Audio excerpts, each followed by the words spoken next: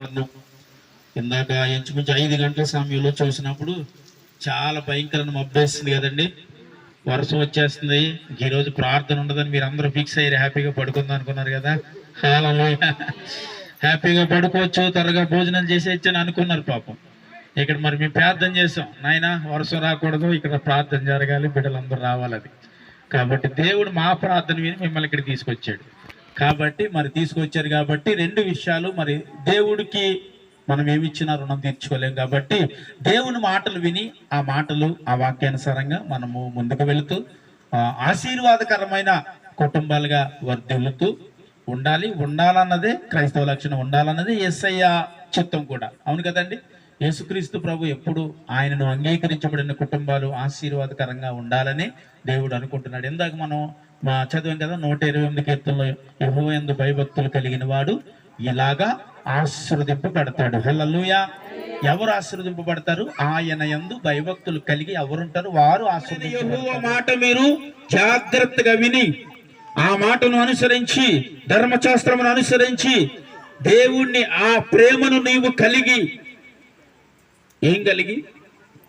ఏ మాటను అనుసరించి, దేవుని మాట అనుసరించాలి, ధర్మశాస్త్రాన్ని అనుసరించాలి, ఆయన మాటకు లోబడాలి, ఆయనకు భయపడి బ్రతకాలి. అలాగ బ్రతకమని అంటున్నాడు. నిన్ను ఏం కోరాను బిడ్డ? ఇది ఒక్కటే కోరాను. హల్లెలూయా. అంటే దేవుడు ఇప్పుడు నీ నుండి దేనిని ఆశించాడు? ఏమండి, ప్రభు మన నుండి ఏం ఆశించారు? ప్రభు నీ నుండి దేనిని, ధనాన్ని ఆశించలేదు. ఏమండి, నీ నుండి ఆస్తుపాస్తులు ప్రభు ఏమీ ఆశించలేదు. కానీ దేనిని ఆశించాడు తెలుసా? ధర్మశాస్త్రం లోబడాలంట, ప్రేమ కలిగిన పూర్ణ ఆత్మతో పూర్ణ శక్తితో ప్రభువుని ప్రేమించాలంట. ఇలాగ ఉండమని మిమ్మల్ని నేను ఏమడుగుతున్నాను, కోరుకుంటున్నాను. హల్లెలూయా. ఏమన్నాడమ్మా? చివరిగా చదవండి. భయపడి ఆయన మార్గములన్నిటిలో నీ మేలు కొరకు నేడు నేను నీకు ఆజ్ఞాపించున్నాను. ఎవరు మేలుది? ఎవరు మేలు కొరకండి? మన మేలు కొరకే దేవుడు చెబుతున్నాడంట. నీ మేలు కొరకే నేను నీకు ఆజ్ఞాపిస్తున్నాను. నీ మేలు ఏంటి? నీకు మేలు ఆయన యందు నువ్వు భయభక్తులు కలిగి ఉండటం. ఏమండి, పూర్ణ ఆత్మతో పూర్ణ శక్తితో ప్రభువుని ఆరాధించటం.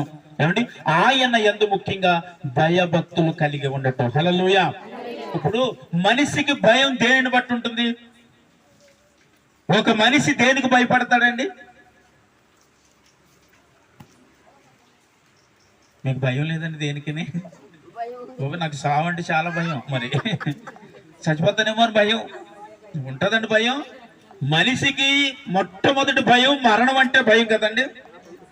కొంతమందికి మరణం అంటే భయం, కొంతమందికి కుటుంబాన్ని ఈడ్చలేక భయం, కొంతమంది పిల్లల చదువులంటే భయం, కొంతమందికి కుటుంబంలో సమస్యల భయం, కొంతమందికి వ్యాధులుంటే భయం, కొంతమందికి ఉన్న సమస్యను బట్టి భయం, కొంతమందికి ఉన్న ప్రాంతాన్ని బట్టి భయం. అంటే ప్రతి మనిషికి ఏదో ఒక భయం ఉంది. ఏ భయం లేకుండా ఈరోజు నేను బ్రతకలేకపోతున్నావు. ప్రతి భయాన్ని ఈరోజు ప్రతి మానవునిలో ఉంది. కాబట్టి నీవు భయపడవలసింది వీటన్నిటికి కాదు, దేవునికి భయపడాలి. స్తోత్రం చెప్పండి. అంటే రోగాన్ని చూసి నువ్వు భయపడొద్దు అన్నాడు దేవుడు. నీ ఇంటిలో ఉన్న సమస్యను చూసి భయపడొద్దు అన్నాడు. నీ ఇంటిలో ఉన్న కష్టాన్ని చూసి భయపడొద్దు అన్నాడు. నీ ఇంటిలో ఉన్న ఆర్థిక పరిస్థితులను చూసి భయపడొద్దు అన్నాడు. ఏ సమస్యతో నువ్వు పీడింపబడుతున్నావో ఆ సమస్యను చూసి అంటున్నాడు దేవుడు, భయపడొద్దు అన్నాడు దేవుడు. అంటే ఇప్పుడు దేనికి భయపడాలి? నీవు ఆశ్రయించున్న దేవునికి భయపడాలి. హల్లెలూయా. చెప్పండి, ఎవరికి భయపడాలి మనం? నీవు ఆశ్రయించిన దేవునికి మాత్రం భయపడాలి. కాదని ప్రతిదానికి ఒక మానవునికి భయం. ఆయనకి తప్ప అన్నిటికీ భయపడతామండి. దేవుడు అంటే భయం ఉండదు. దేవుడు అంటే భయపడం. కానీ మన దగ్గర ఉండి మనకి కంటికి కనిపించే అన్నిటికీ వెళ్ళిపోతాం. వ్యాధిని చూసి, బాధలు చూసి, కష్టాలు చూసి, కన్నీళ్ళు చూసి, ఇరువులు చూసి, ఇబ్బందులు చూసి, ప్రతి విషయంలో ఒక మనిషికి భయం. నువ్వు భయపడవలసింది అంటున్నాడు దేవుడు. నీ దేవుడు అని యెహోవాకు నువ్వు భయపడి బ్రతకాలి. హల్లెలూయా. అలా భయపడి బ్రతికితే నీకేమొస్తుంది? అలా భయపడి ఉంటే నీకు కలిసి వచ్చేదేంటి? ఆయన కోరింది నీ నుండి ఏమీ కోరుకోలేదు, ఇలా బ్రతకాలని ఉద్దేశించి అంటున్నాడు. నీకు ఇదే ఇలా ఉండితే, నీకు ఇలా బ్రతకటమే నీకు మేలు బిడ్డ. అందుకే నిన్ను కోరేది, నాకు భయపడి బ్రతుకు. స్తోత్రం చెప్పండి. హల్లెలూయా. ఏమండి, ఎవరికి భయపడి? నీవు ఆశ్రయించి ఉన్న యేసుక్రీస్తు ప్రభువుకు భయపడి ఉండాలి. మనం దేనికి భయపడొద్దు. ప్రతి దాని విషయంలో ధైర్యముగా ఉండాలి, చాలా బలముగా బ్రతకాలి. అవిశ్వాసములోనికి వెళ్ళిపోకుండా ధైర్యము కలిగి బ్రతకాలి.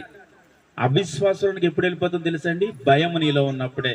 చెప్పండి, భయము నీలో ఉన్నప్పుడే అవిశ్వాసములోనికి ఒక మనిషి వెళ్ళిపోతాడు. ఆ అవిశ్వాసం ఆ మనిషిని చంపేస్తుంది. చంపుతుందా లేదండి? ఇప్పుడు ఒక మనిషికి వ్యాధి వచ్చింది. ఆ వ్యాధిని చూసి ఒక డాక్టర్ అన్నాడు, ఈ వ్యాధి వల్ల నువ్వు ఎన్ని రోజులు బ్రతకవు అన్నాడు. అయితే ఆ డాక్టర్ అన్న మాటను తీసుకుని వాడు ఒక నెల బతుకుతాడని చెబితే ఈయన ఒక వారంలోనే చచ్చిపోతాడు. ఎందుకని? నేను నెల బ్రతుకుతానంట అని దినము ఎన్నిసార్లు తన నోట నుంచి పలికి అది తన శాపముగా మారిపోయి, అది భయముగా మారిపోయి ఆ మనిషి ప్రాణాలు పోయే పరిస్థితిని తానే తెచ్చుకుంటాడు. ఎంత భయంకరమైన వ్యాధైనా నీకేమీ కాదయ్యా అని ఒక్క మాట ధైర్యం చెప్పాడు ఉంటే, అది మరణకరమైన రోగమైనా సరే కొన్ని సంవత్సరాల పాటు ఒక వ్యక్తి బ్రతికేస్తాడు. హల్లెలూయా.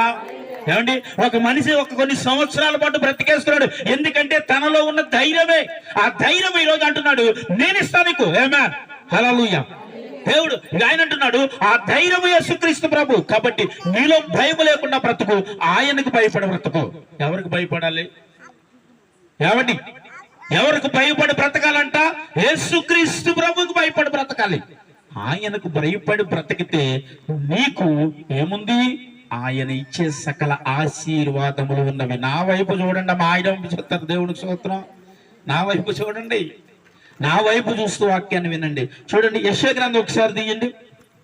యెషయా గ్రంథము 50 అధ్యాయము 10వ వచనం ఒకసారి చదవండి.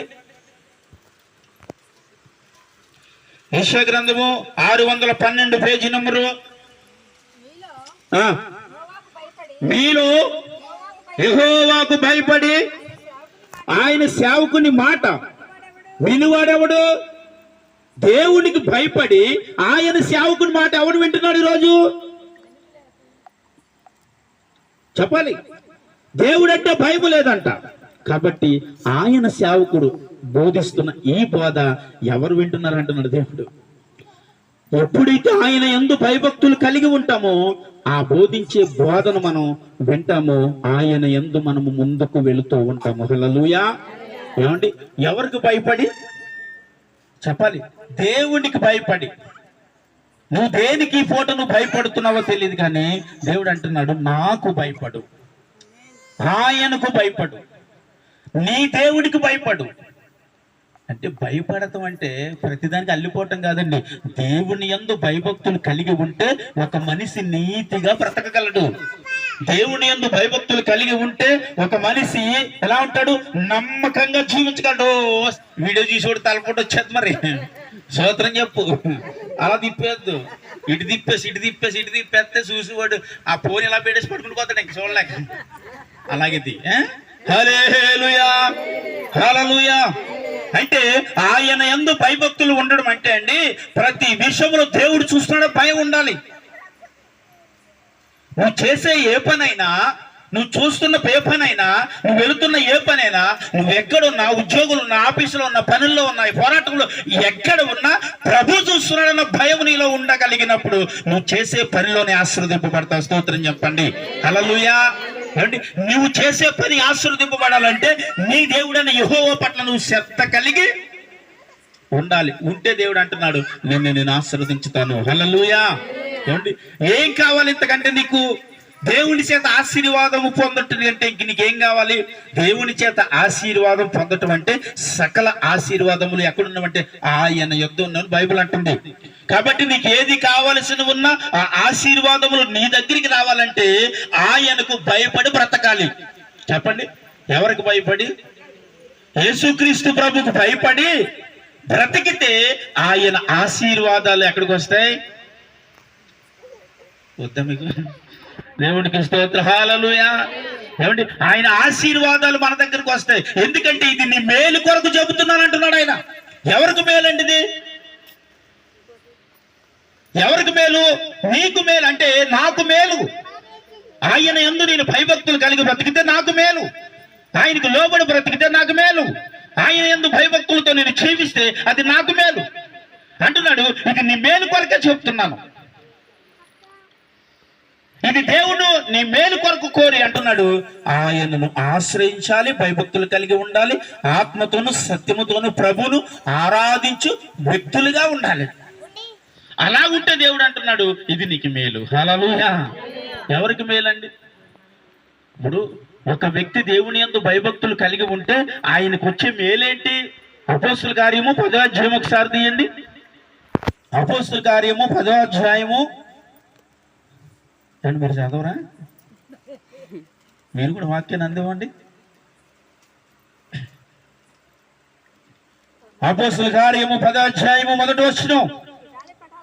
ఇటాలీ పటాలమనబడిన ఆ పటాణములో శతాధిపతి అయిన కొర్నేలు అను ఎవరో భక్తిపరుడు కైసరులో ఉండెను. అతడు తన ఇంటి వారందరితో కూడా దేవుని యందు ఏం కలిగి చెప్పాలండి? భయభక్తులు కలిగి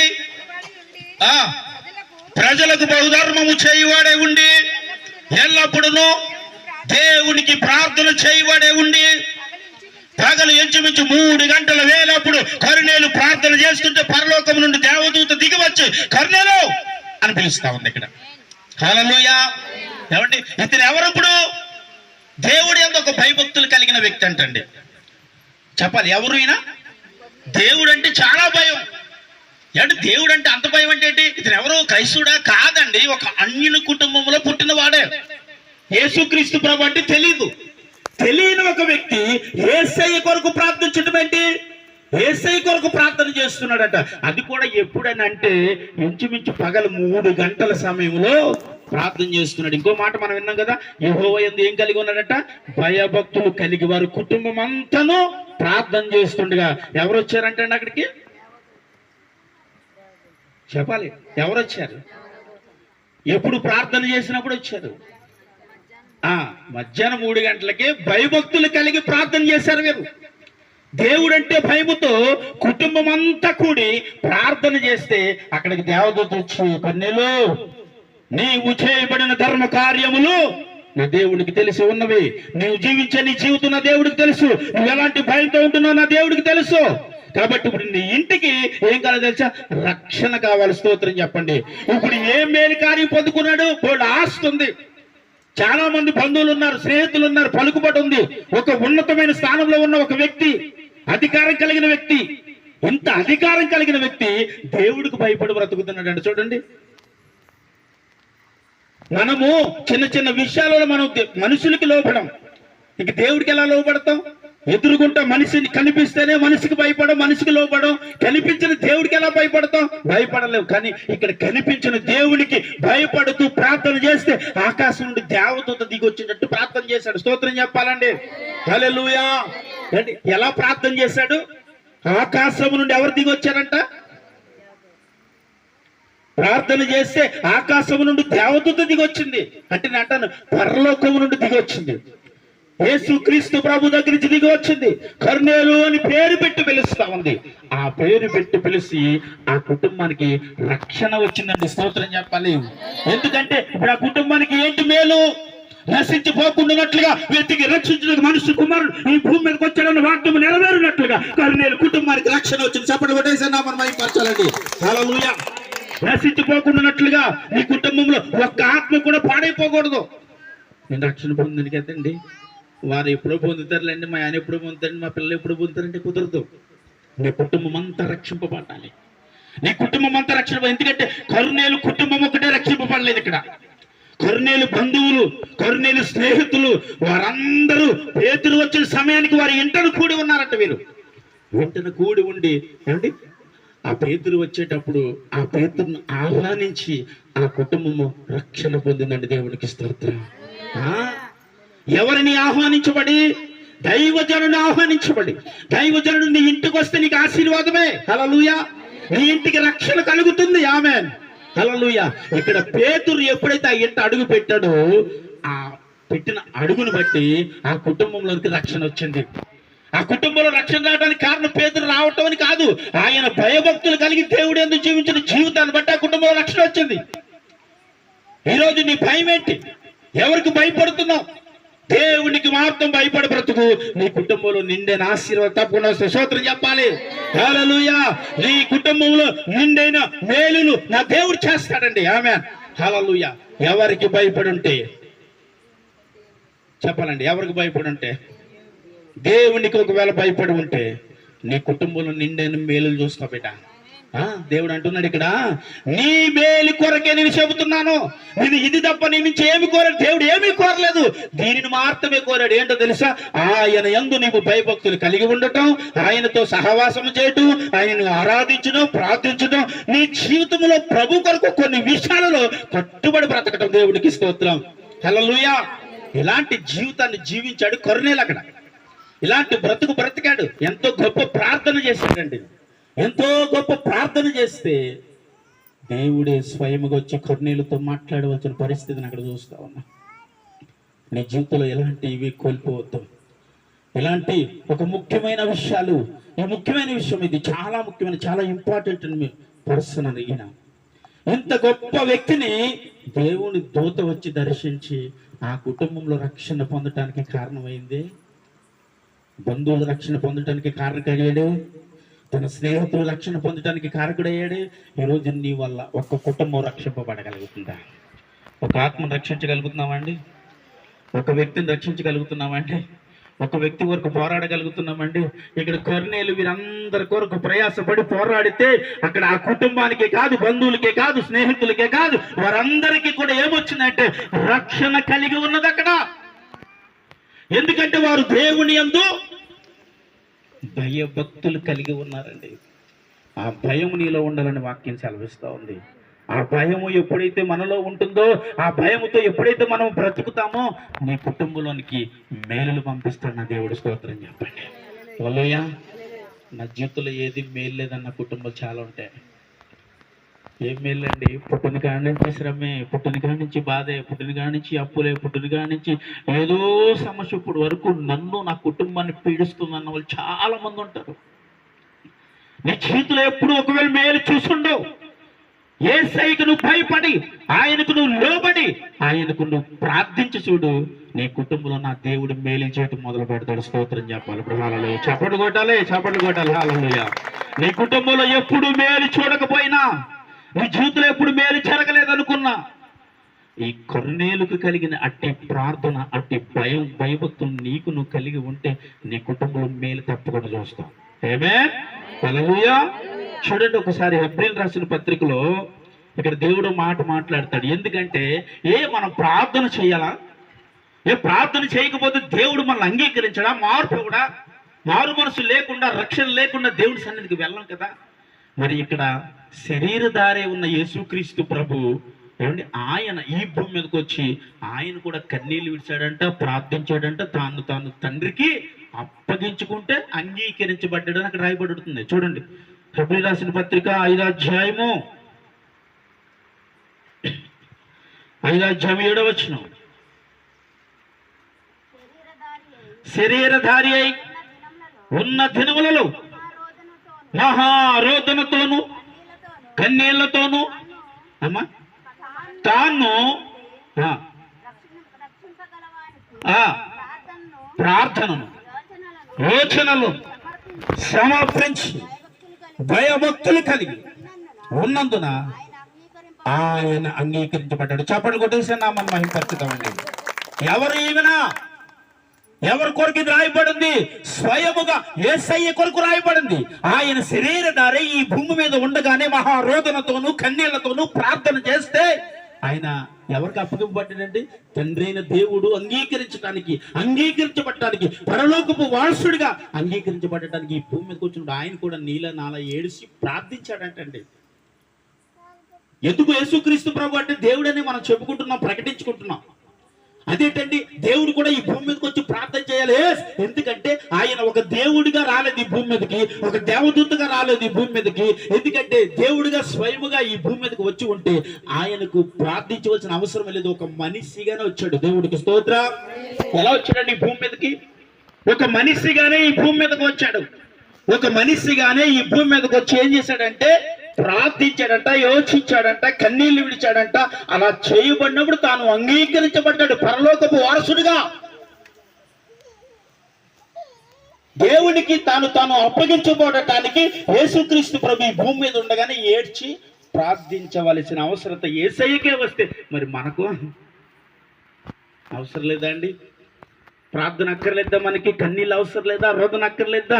ఏడవక్కర్లేదా? రొమ్ములు బాదుకుని ఏడితే కన్నీరు విడిస్తే ఇక్కడ దేవుడు అంటే యేసయ్య తండ్రి అయిన దేవుడి చేతులకు అప్పగింపబడ్డాడు, అంటే పరలోకానికి అప్పగింపబడ్డాడు. స్వయముగా యేసయ్యే పరలోకానికి అప్పగింపబడటానికి ఈ భూమి మీద మానవుడిగా వచ్చి ఇంత ఏడుస్తా ఉంటే మానవులుగా పిలువబడుతున్నావు నీవు. నేను ఎంతగా ఏడుస్తున్నావు, ఎంతగా ప్రార్థిస్తున్నావు, ఎంతగా ఆయన యందు భయభక్తులు నిలుపుతున్నావు. యేసుక్రీస్తు ప్రభు తండ్రి అయిన దేవునికి ఏమయ్యాడంటే అక్కడ చివరికి ఏం చదవమ్మా? భయభక్తులతో. దేనితో? భయభక్తులతో. ఆయనకు భయభక్తులు ఏంటండి? ఆయన తండ్రి, ఆయన యేసుక్రీస్తు ప్రభు కదా. ఆయనకు భయం ఏంటంటే పరలోకానికి అప్పగింపబడటానికి ఆయన కూడా ఏం చేయబడ్డంటే భయభక్తులు కలిగి కన్నీళ్లు విడిచి రొమ్ములు బాదుకుని ఏడిస్తే దేవుని రాజ్యానికి వారసుడిగా అంగీకరింపబడ్డాడు. మరి ఈరోజు మీరు నేను దేవుడికి అంగీకరింపబడాలంటే, దేవుడి రాజ్యానికి వెళ్ళాలంటే నీవు నేను ఏం చేయాలి? కన్నీళ్లు విడవాలి, ప్రార్థించాలి. దేవుడు అంటే భయభక్తులు కలిగి ఉందన్న భయం. ఈ రోజుల్లో భయాన్ని మనం చూస్తున్నా. దేవుడు అంటే భయం లేదు. అసలు తల్లిదండ్రులు అంటే బిడ్డలకు భయం లేదు. రండి, కుటుంబాలలో భయభక్తులు లేని జీవితాలు జీవిస్తున్న వాళ్ళని ఎంతమందిని చూస్తూ ఉంటాము. తల్లికి భయపడరు, తండ్రికి భయపడరు, బిడ్డలు భయపడరు, భార్య భర్తకు లోపడదు, భర్త భార్యకు లోపడరు, ఒకరికొకరు విధేయత ఉండదు. భయభక్తులు లేని జీవితాలు జీవిస్తూ దేవునికి అంగీకరించబడలేని బ్రతుకుతున్నాం. కానీ ఇక్కడ యేసుక్రీస్తు ప్రభువే ఈ భూమి మీద శరీరధారిగా ఉండి ఆయన మహారోదనతో కన్నీళ్లు విడిచి, ఇంకొక విషయం, భయభక్తులతో ప్రార్థిస్తే ఆయన పరలోకానికి తాను అప్పగింపబడితే అంగీకరించబడ్డాడు. దేవుడికి స్తోత్రం. హల్లెలూయా. ఏమండి, అంగీకరించబడటం అంటే ఏంటి? ఆయన తన కుమారుడిగా ఒప్పుకోవటం. అంటే పరలోకమే ఆయనను కుమారుడిగా ఒప్పుకుని మరలా స్వీకరించటం. ఈరోజు ఈ భూమి మీద ఉన్న నన్ను మరలా తిరిగి దేవుడి రాజ్యమునకు ఒప్పుకోబడాలి అంటే ఆయన యందు భయభక్తులు కలిగి జీవించి బ్రతికినప్పుడు మరలా యేసయ్యకి మనం చెప్పండి అంగీకరించబడతాం. అంటే పరలోకమునకు వారసురాలుగా చేయబడతాం. దేవుడికి స్తోత్రం. హల్లెలూయా. దేవుని రాజ్యమునకు వారసులుగా చేయబడటానికే ఇక్కడ కన్నీళ్లు విడిచి తను ప్రార్థన చేస్తే ఆ ప్రార్థనకు ప్రతిఫలం రక్షణ వచ్చింది. ఈరోజు రక్షణ లేని కుటుంబాలు చాలా ఉన్నాయి, భయం లేని కుటుంబాలు చాలా ఉన్నాయి, విశ్వాసము లేని కుటుంబాలు చాలా ఉన్నాయి. ఇలా ఎంతో మంది ఎన్నో జీవితాలను మనం పరిశోధించి పరీక్షించి చూస్తే దేవుడి పట్ల ఏమండి నిలకడలేక, దేవుడి యందు సహవాసం చేయలేక, దేవునితో బ్రతకలేక, దేవునితో జీవించలేక, ఈ పరిశుద్ధ బ్రతకలేక మనము ఎన్నో విషయాల్లో పడిపోయి జారిపోయి త్రుట్లు వెళ్ళిపోయి దేవునికి దూరం అయిపోతూ ఉన్నాం. నేను దేవునికి దూరం అయిపోవటానికి కాదు, దేవునికి ఎప్పుడు నేను ఎలా ఉండాలంట? భయభక్తులు కలిగి ఉండాలని వాక్యం చదివిస్తుంది. భయభక్తులు కలిగి ఉంటే ఆ కుటుంబానికి కాదండి, ఆ ప్రాంతానికి రక్షణ రావడానికి ఒక కారకుడయ్యాడే. ఈరోజు నువ్వు అలా జీవించగలిగితే నిన్ను చూసి ఇతరులు, ఒకరిని చూసి మనం ఎప్పుడు పాడైపోకూడదండి. ఒకరు చేసే భక్తిని చూసి, ఒకరు చేసే ఉపవాసాలు చూసి, ఒకరు చేసే ఆరాధన క్రియలు చూసి మనం ఒక్కోసారి మనమే పాడు చేసేస్తూ ఉంటాం. ఎవరు ఎలా జీవిస్తారు అన్నది కాదు, నీవు దేవునితో ఎలా బ్రతుకుతున్నావు. దేవుడికి స్తోత్రం. నీవు దేవునితో ఎలా జీవిస్తున్నావు. హల్లెలూయా. నీ భక్తి జీవితం దేవుని ఎదుట ఎలాగుంది? నీ జీవితం దేవుని ఎదుట భయభక్తులు కలిగి ఉన్నావా లేదా? ఆయనతో నీ సహవాసం ఉందా లేదా? ఆయన ఎదుట నువ్వు మోకరించే వ్యక్తిగా ఉన్నావా లేవా? కన్నీరు విడిచే వ్యక్తిగా ఉన్నావా లేవా? ప్రార్థించే వ్యక్తిగా ఉన్నావా లేవా? వీటిని నీవే పరీక్షించుకోవాలా. ఎవరు పరీక్షిస్తారు నిన్ను? నిన్ను నీవే పరీక్షించుకుంటే నీ పరీక్షల్లో పాస్ అవుతేనే పరలోకం నుండి దేవదూత ఇక్కడ దిగి వచ్చింది. దేవునికి స్తోత్రం. హల్లెలూయా. ఏమండి, తాను జీవితాన్ని తాను పరీక్షించుకోవడానికి తను చేయబడిన ధర్మ కార్యాలను తను ఎలాంటి వాడంటండి? భయభక్తులు. ఎవరి పట్ల? దేవుని పట్ల భయభక్తులు కలిగిన వాడని రాయబడి ఉంది. ఇప్పుడు అతను రాజు కదా, ఆయనకు భయభక్తులు ఎందుకు? అన్ని రకాలుగా ఆశీర్వదింపబడిన వాడు దేనికి భయపడాలి నేను అంటాడు. అంటామండి? ఆయనకి నేను భయపడుతూ పెట్టండి. ఆడంత నా ముందు పిల్లకాకి దేవుడికి స్తోత్రం. హల్లెలూయా. ఆడంత నా ముందు నువ్వు వెళ్ళిపోతాడు అంటాడు. మరి అన్ని రకాలుగా ఆశీర్వదింపబడిన వ్యక్తి కూడా తాను తగ్గించుకుంటూ ప్రార్థిస్తూ దేవుడికి అప్పగించబడినప్పుడు ఆ ప్రాంతమే రక్షణ పొందటానికి కారణం అయిపోయింది. హల్లెలూయా. అందరూ బట్టేనండి, భయభక్తులు కలిగి ఉండాలంటే మనము కూడా చాలా విషయాలలో దేవుని ఎదుట తగ్గించుకుని బ్రతకాలి. ఇతరులను చూసి భక్తి చేయకుండా మనల్ని మనమే పరీక్షించుకుంటూ భక్తి చేయాలి. చెప్పండి, ఎవరిని చూసి భక్తి చేస్తాం మనం? ఎవరెవరినో చూసి భక్తి చేస్తాం. ఎవరిని చూసి భక్తి చేయాలి మనం? ఇప్పుడు పౌలు గారు అంటారు, నేను క్రీస్తు పోలి నడుచుచున్నాను కాబట్టి నీవు నన్ను పోలి నడవమన్నాడు. ఆయన ఏమో యేసయ్యను పోలి నడుస్తున్నాడు కాబట్టి ఆయన అంటున్నమాట, మీరు నన్ను పోలి నడవాలి. ఇప్పుడు నువ్వు ఎవరిని పోలి నడుస్తున్నావు? మన పక్కింటి వారిని బట్టు, అవిశ్వాసంగా ఉన్నవారిని బట్టు, దేవుడు అంటే భయం లేని వాళ్ళని బట్టు కొన్ని విషయాలు చూస్తే ఆ ఊరికో పాస్టర్ గారు అలాగంటారు. మాస్టర్ గారు అలా చెప్తూ ఉంటారు, భయభక్తులు కలిగి ఉండాలి, చర్చకి వెళ్ళకూడదు, ఇది చేయకూడదు, అది చేయకూడదు అని అన్నీ చేయకుండా ఉండాలంటే మనం ఎక్కడ ఉండగలం అంటాం.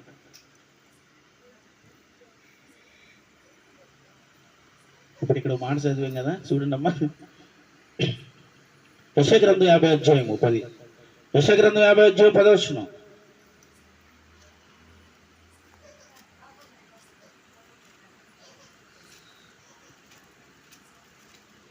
యెషయా 50:10. నీలో యెహోవాకు భయపడి ఆయన సేవకుని మాట వినువాడెవడు? ఇదే ఏమండి, మీలో యెహోవాకు ఎవరు భయపడుతున్నారు? ఆయన సేవకుని మాట ఎవరు వింటున్నారు అంటున్నాడు ఇక్కడ. మనం ఏమంటే ఊరుకుడు పాటలు గారు అలా చెప్తాడు. ఇక్కడ ఏమంటున్నాడు? సేవకుడి మాట ఇన్నివాడెవడు? ఎందుకంటే దేవుని మాటలు తన సేవకుడు నోట నుంచి పంపబడుతుంది కాబట్టి వాటిని వినాలి. అంటే అందుకే అంటుంది వినువాడెవడు అని అడుగుతున్నాడు ఇక్కడ. వింటున్నామా అండి? దేవుని మాటలు మన నోట నుంచి పంపుతున్నప్పుడు తన సేవకుడి నోట నుంచి వచ్చే ప్రతి మాటను విని ఏం చేయాలంట? ఏం చేయాలమ్మా? ఆ మాటను విని ఏం చేయాలి? ఆయన యందు భయభక్తులు కలిగి బ్రతకాలి. స్తోత్రం చెప్పండి. ఏమండి, ఆయన మాట విని భయభక్తులు కలిగి ఉండాలి. ఆయన మాట వినువాడే ఆశీర్వదింపబడతాడు.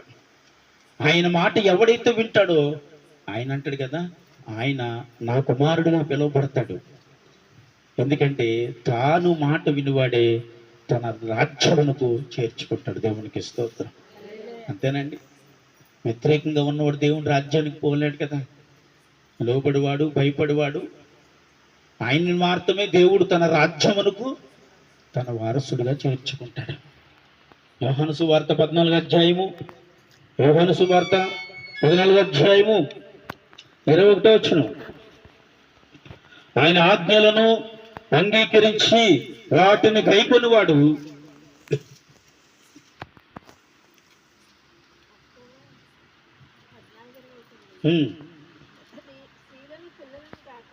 యోహాను సువార్త అమ్మా, పేజీ నెంబర్ 96. ఏం తీసారేటి మనం? మీకు నచ్చింది తీసేయండి, చదివేయండి. దేవునికి స్తోత్రం. హల్లెలూయా. మీకు నచ్చింది చదివితే పోనీ దాన్ని బాగా తెచ్చుకుంటూ వెళ్దాం. నా ఆజ్ఞలను అంగీకరించి వాటిని గైకొని నన్ను ప్రేమించువాడు నా తండ్రి వలన ప్రేమింపబడతాడు. దేవునికి స్తోత్రం అండి. ఇప్పుడు దేవుణ్ణి ప్రేమించువాడు ఎవరు ప్రేమించబడతాడు? దేవుని చేత నువ్వు ప్రేమించబడతావు. దేవుని నువ్వు ప్రేమిస్తే దేవుని చేత ఎవరు ప్రేమించబడతావు? చెప్పాలండి, నేనేం చెప్పండి. ఇప్పుడు దేవుని నువ్వు ప్రేమిస్తే దేవుడు నిన్ను ఏం చేస్తాడంట? ఇంకా కిందకి వెళ్ళి చదువు తల్లి.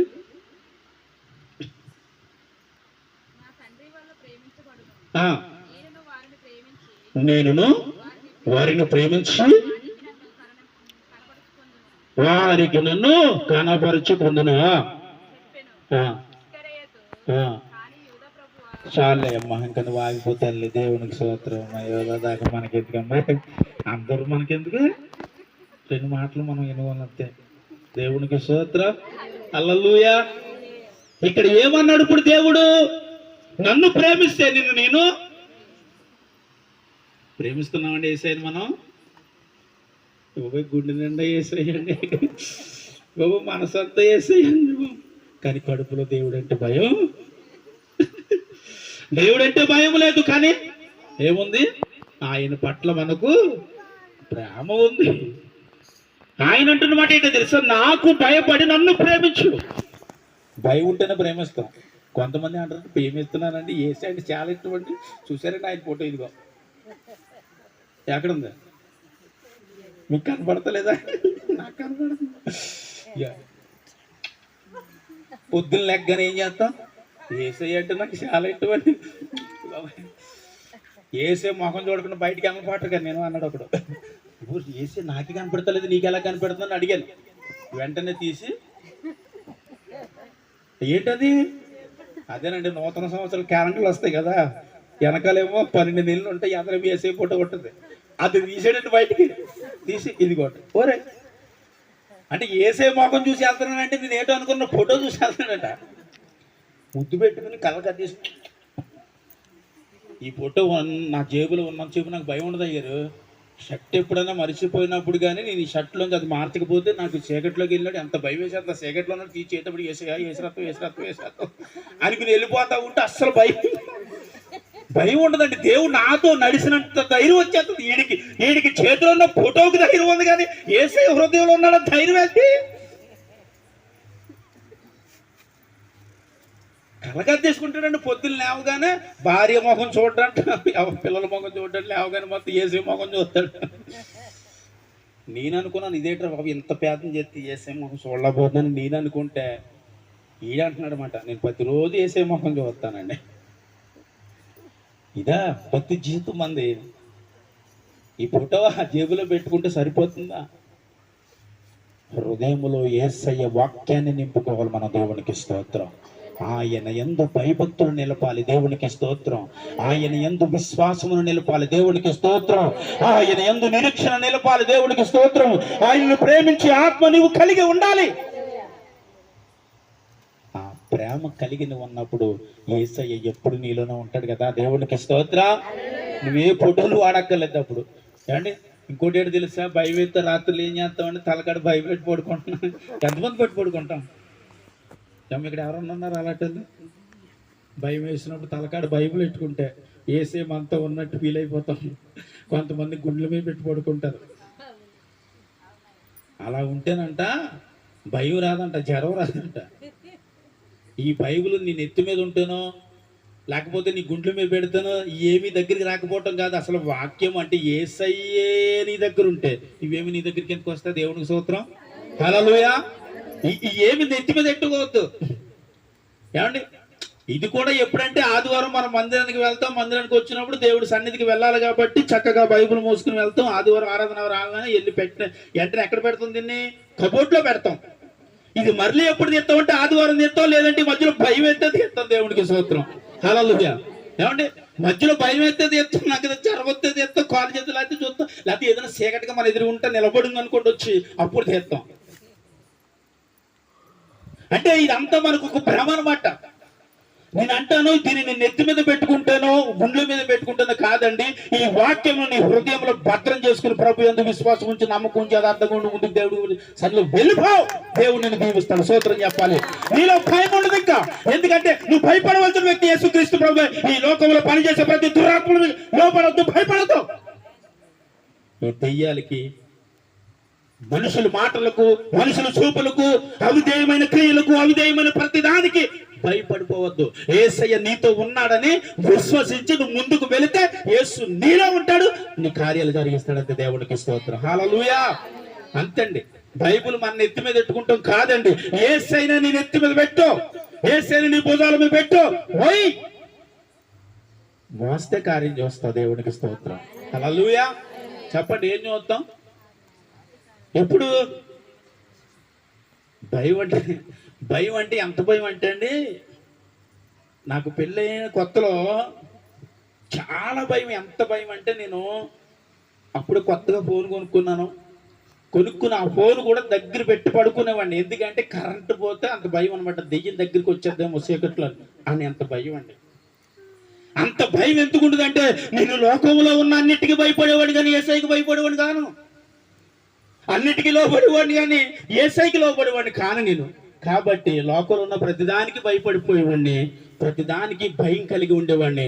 కానీ యేసయ్య నా జీవితంలోకి వచ్చిన తర్వాత చెప్పండి, ఆయనకి భయపడతాను. ఈ లోకంలో ఉన్న దేనికి నేను భయపడను. ఇంకో దానికి భయపడతాను, సూది మందికి భయపడతాను. స్తోత్రం చెప్పాలి. అలా సూది మంది అంటే చాలా భయపడ. మొన్న వచ్చారు సూది మంది అని రాలేదు ఇవాళ. ఏమండి, సూది మందుకు భయపడతాను. రెండోది దేవునికి భయపడతాను. అంతే. ఈ భూమి మీద ఇంకెవ్వరికి భయపడతాను. దేవుడికి స్తోత్రం. హల్లెలూయా. ఏమండి యేసయ్యకి మాత్రం భయపడాలి. భయపడి ముందుకు వెళితే నువ్వు దేనికి భయపడవు ఈ లోకంలో. హల్లెలూయా. వ్యాధి కూడా నువ్వు భయపడవు. సమస్య నీ దగ్గరికి వచ్చినా భయపడవు. శత్రువు నీ ముందు నిలవబడినా భయపడవు. ఎందుకంటే శత్రువుకి ఎదురెళ్ళి నిలవబడతావు. దేవునికి స్తోత్రం. హల్లెలూయా.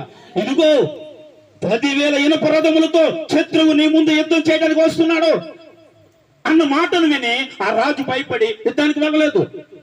దేవుడు వచ్చి, ఇదిగో యుద్ధమునికి వెళ్ళటానికి నువ్వు ఎందుకు సిద్ధం కాలేదంటే, అమ్మ భయంతో ఉన్నాను. ఎందుకంటే శత్రువు 10,000 ఇనుప రథములతో ఉన్నాడంటే, నడు, నీకు ముందుగా నేను నడుస్తున్నాను. దేవుడు మనకు ముందుగా నడుస్తాడు. యుద్ధం ఆయన చేస్తాడు. స్తోత్రం చెప్పాలి. అక్కడ ఉన్నదేమో 10,000 ఇనుప రథములు శత్రువులతో ఉన్నారు. ఇక్కడ వచ్చి చాలా తక్కువ వెళుతుండగానే ఇనుప రథముల మీద ఉన్న శత్రువులు ఏమని మాట్లాడుతాడు దేవుడు తెలుసా అండి? అయ్యో వీరిని మనము జయించలేమేమో అన్న భయాన్ని వాళ్ళ గుండెల్లో పుట్టించి ఆ ఇనుప రథాలు దిగి పారిపోతున్నాడు అంటే శత్రువు. దేవుడికి స్తోత్రం చెప్పండి కూడా. హల్లెలూయా. ఎందుకంటే వీరిని చూసి దేవుడు భయపడేటట్లే చేశాడు. భయాన్ని పుట్టించగలిగాడు నా యేసుక్రీస్తు ప్రభు. స్తోత్రం చెప్పాలి. మరణమును జయించి తిరిగి లేచాడు. పునాదులు సైతమును పగలించాడు. వృత్తిని చేయడే 3వ దినము లేచి నీ మధ్యకు వచ్చిన దేవుడు కదా. దేనికి భయపడిపోతున్నా బిడ్డ? దేనికి భయపడమాక. దేవుడికి స్తోత్రం. హల్లెలూయా. ఏంటి మరణమే నా యేసుని చూసి అల్లిపోయింది. పునాదులు ఏంటి చెప్పాలి? ఏ పునాదులు అండి చెప్పాలి?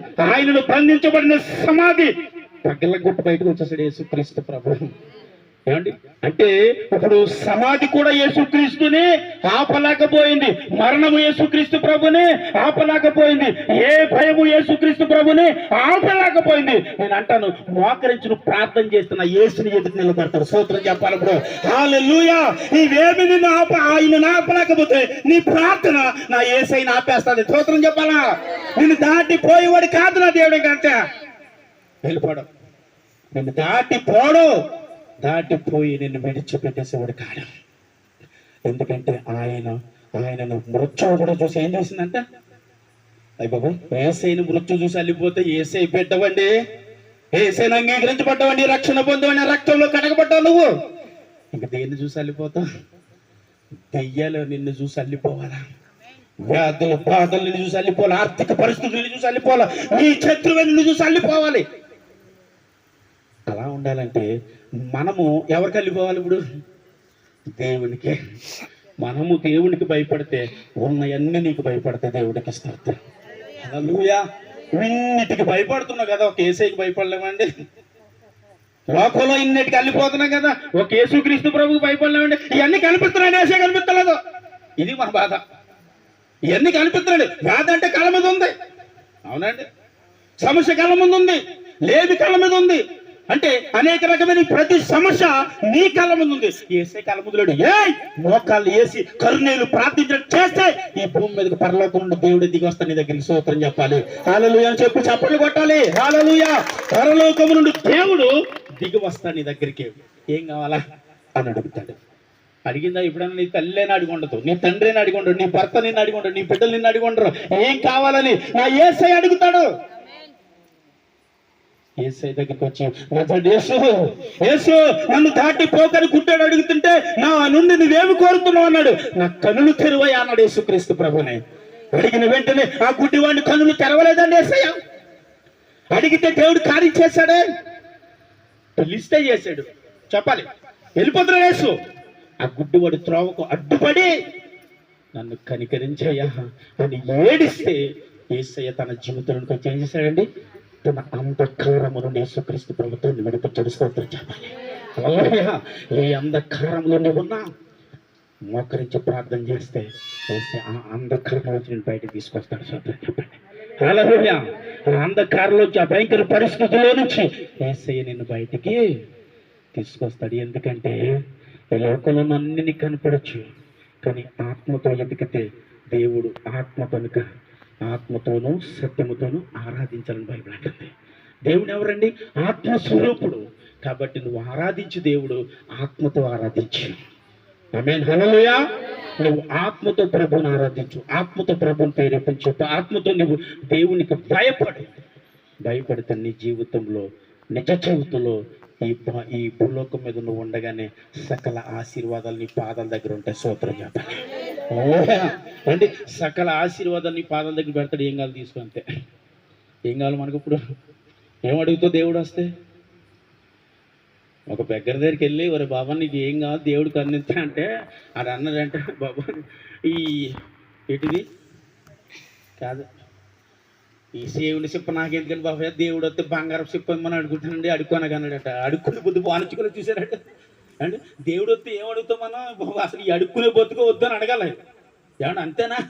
ఈయన అంటున్నాడంట, అబ్బాయి సేవుని చెప్పు వద్దండి, అడుక్కోనక బంగారు చెప్పు కావాలన్నాడంటే. కొంతమంది జీవితాలలో దేవుడి మహిమను, దేవుని కార్యమును పొందలేకపోవడానికి కారణం ఇదే. అందుకే దేవుడు అంటున్నాడు, అడుగుట చేతకాక నువ్వు పొందలేకపోతున్నావు. మనం అనుకుంటాం, నేను దీన్ని సాధించలేకపోతున్నాను, దీన్ని పొందలేకపోతున్నాను, అనుకున్న కార్యం నా జీవితంలో జరగట్లేదంటే అడుగుట చేత కాకపోవటం వల్ల దానిని నువ్వు పొందుకోలేకపోతున్నావు. నాకు ప్రార్థన చేత కాదండి, అందుకే నా జీవితంలో జరగట్లేదండి అంటే మూగుతూ అలచుచూ ఏడిస్తే ఆ ఏడ్పుకు పరలోకం నుంచి దేవుడై నీ దగ్గరికి దిగి వచ్చేసాడు. దేవుడికి స్తోత్రం. హల్లెలూయా. ఏమండి, అడగట చేత కాకపోవటం అంటే ప్రార్థన చేయటం రాకపోవడం కాదండి, దేవునందు భయభక్తులు లేకుండా ప్రార్థన చేయటం. అది అడగట చేత కాకపోవటం అంటే దేవుడు అంటే మనకు భయం ఉండదు, ప్రేమ ఉండదు, భక్తి ఉండదు, విశ్వాసం ఉండదు, ఏమి ఉండదు, కానీ ప్రార్థన ఉంటుంది. కాబట్టి ఇవన్నీ ఉన్నాయి కాబట్టి ప్రార్థన చేసిన కార్యం జరగదు. ఇవేమీ లేకుండా ప్రార్థన చేస్తే నీ జీవితంలో కార్యం జరుగుతుంది. ఆమేన్. హల్లెలూయా. ఏమండి, ఇవన్నీ తీసేసి ఆయన యందు భయభక్తులు నిలిపి ప్రార్థన చేస్తే ఏమండి అప్పుడు అంటాడు, అడుగుట వాటికంటే ఊహించిన వాటికంటే అధికమైన బహుమానులు జీవితంలోకి వస్తాయి. చెప్పండి కొట్టాలి ఇప్పుడు. హల్లెలూయా. ఏంటి చూసారా, అడిగిన వాటికంటే ఎక్కువ చేస్తాడట. ఇప్పుడు మరి వాక్యం తెలుసు కదా మనకి. అమ్మో, ఒకటి అడిగితే దేవుడు ఎన్ని ఇస్తాడంట కాదు, ఒక ద్వారం మూతపడితే అది కార్యాలంటే దేవుడికి స్తోత్రం. హల్లెలూయా. ఒకటి అడిగితే ఇప్పుడు ఎన్ని పొందుకుంటావు? 7 పొందుకుంటాం. దేవుడికి స్తోత్రం. నీ జీవితంలో ఒక్క కార్యం కూడా జరగలేదని నువ్వు అనుకుని ఉండొచ్చు, కానీ రాత్రి దేవుడు అంటున్నాడు కదా, దేవుని యందు నువ్వు విశ్వాసము నిలుపు, భయమును నిలుపు, యథార్థత నిలుపు, ఆయన యందు మోకరించి కర్ణేలు ప్రార్థించినట్టుగా ఒక్క దినమైన దేవుడి సన్నిధిలో నీ కుటుంబ సైతము ప్రార్థిస్తే సకల ఆశీర్వాదములు అంటే 7 వంతుల ఆశీర్వాదాలు దేవుడు నీకు కుమ్మరించిపోతా ఉన్నాడంటే దేవుడికి స్తోత్రం.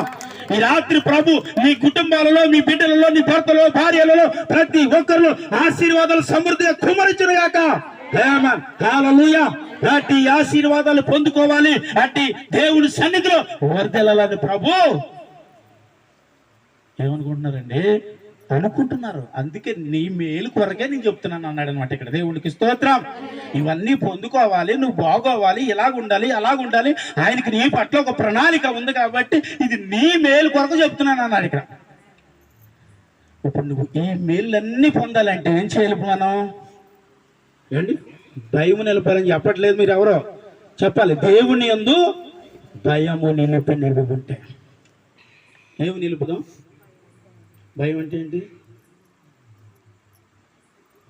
బాబా? నేనంటే అలా భయం లేదు అంటాం కదా, అదే భయం.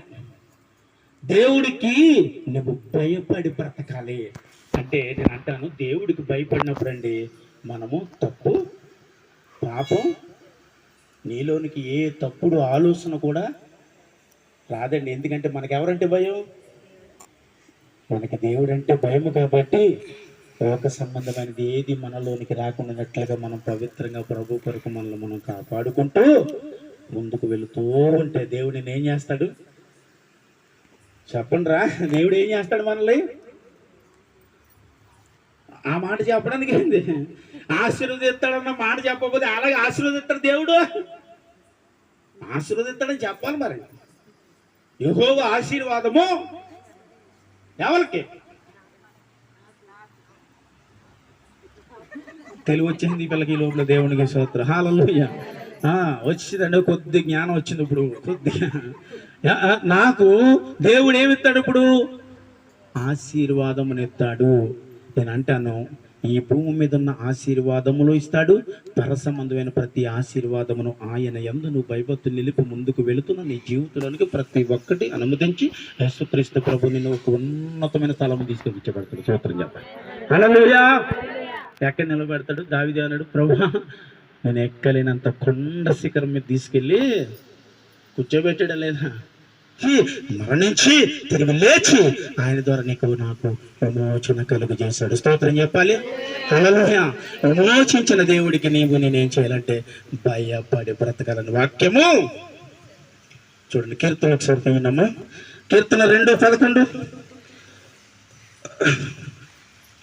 కీర్తన 2:11లో ఇంకా ఈశ్వరుగా ఈ మాటను ముగించాను.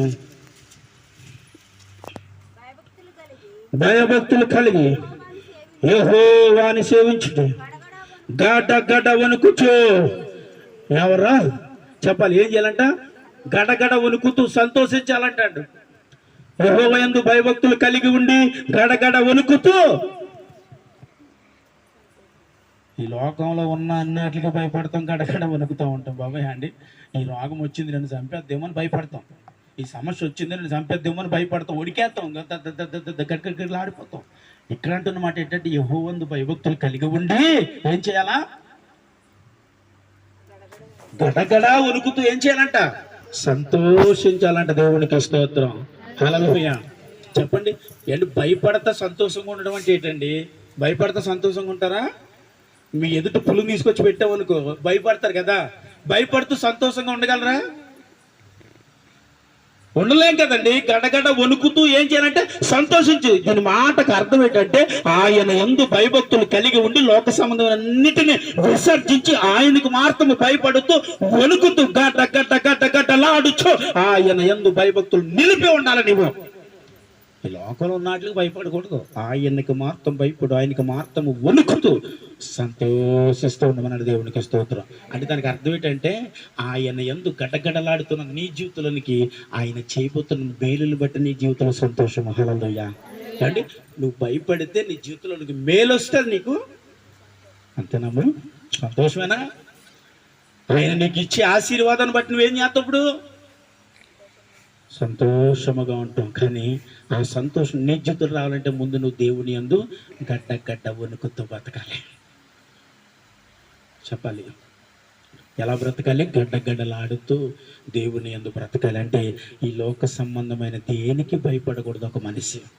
ఈ లోకంలో ఉన్న దేనికి భయపడకు. వ్యాధిని చూసి, కష్టాన్ని చూసి, లేమిని చూసి, భయంకర పరిస్థితి చూసి, నీ భర్త మారలేదను, భార్య మారలేదను, కుటుంబంలో బిడ్డలు బాగోలేదను, నువ్వు దేనిని చూసి నువ్వు భయపడకుండా దేవుని యందు మొత్తం భయము నిలుపు.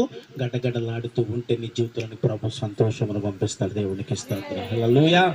నీ కుటుంబంలోనికి తగిన ఆశీర్వాదమును దేవుడు మీరు చెప్తారని చదువుతున్నాను. మీ జీవితంలో అన్నప్పుడు సంతోషమైన ఆశీర్వాదం వచ్చింది కాకని చెప్పాలి. స్తోత్రం చెప్పండి. దేవుడు సమృద్ధైన ఆశీర్వాదములు మీలోనికి అండ్రల్లో అండ్రండి. మీకు సంతోషం వద్దేంటి? అండ్రమి దేవుడు సమృద్ధి ఆశీర్వాదములు మీలోనికి. ఆమేన్. హల్లెలూయా. ఇప్పుడు ఆశీర్వాదకరమైన కుటుంబాలుగా బిడ్డలుగా ఉంటారు. కొద్ది మాటలు నా ప్రభు దీవించి ఆశీర్వదించును. ఆమేన్. మోకరించండి. దైవజనురాలు దైవజనుడు ప్రార్థన చేస్తారు. ప్రభువానికి వందనాలు. మూతబడిన ఈ మూతలు ప్రతి హృదయం నీరంటి గట్టు ఫలించి అభివృద్ధి చేయమని ప్రార్థన చేస్తాను. ఇక్కడ కూడి వచ్చిన వారి కొరకు మరి నేను ప్రార్థన చేస్తాను. ప్రతి ఒక్కరు మోకరించండి. దైవదాసులు జ్యోతిరాజు గారు ప్రార్థన చేస్తున్నారు. స్తోత్రం స్తోత్రం స్తోత్రం స్తోత్రం స్తోత్రం స్తుతి స్తోత్రం